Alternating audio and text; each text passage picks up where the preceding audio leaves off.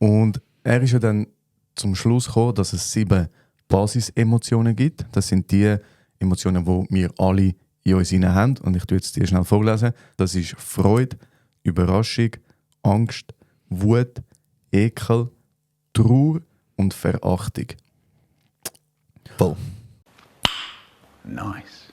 Der Grund, warum er auf dich kam, ist, es hat ja einen evolutionären Grund, dass wir die Emotionen haben. Oder? Also wenn ich jetzt zum Beispiel, Ekel ist ein gutes Beispiel, wenn ich vor 2 oder vor 50'000 Jahren gelebt habe und irgendetwas gegessen habe und ich nachher so mache, dann ist wie für das Team, das im gleichen Stamm wohnt wie ich, klar, okay.